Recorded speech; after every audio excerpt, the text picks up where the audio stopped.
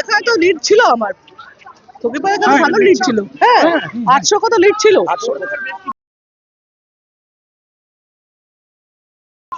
হ্যাঁ, এই ওয়ার্ডে ছিল, এছাড়া অনেক বাকি যেখানে যেখানে ছিল সেখানে ছিল। এই ওয়ার্ডে 498 লিড ছিল। হ্যাঁ, কি বলবেন?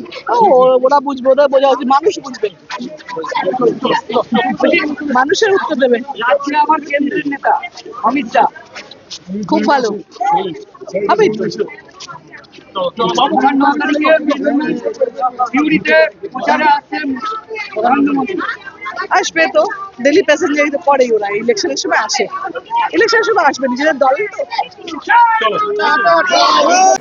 তার মানে কি, তারা একটা রাজ্যে একটা দেশে যতক্ষণ আপনি ভোট দিতে পারছেন ততক্ষণ আপনি নাগরিক থাকছেন না।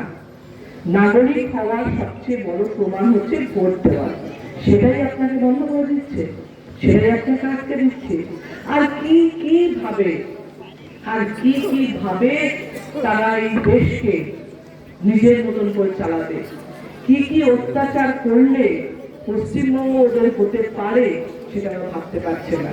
তাই আপনাদের কাছে অনুরোধ যে ভোট দেবেন তৃণমূলে, জোড়া খুলে।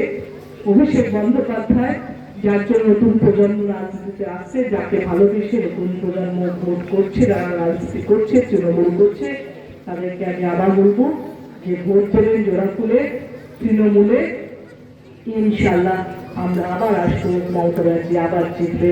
জয় হিন্দ, ধন্যবাদ।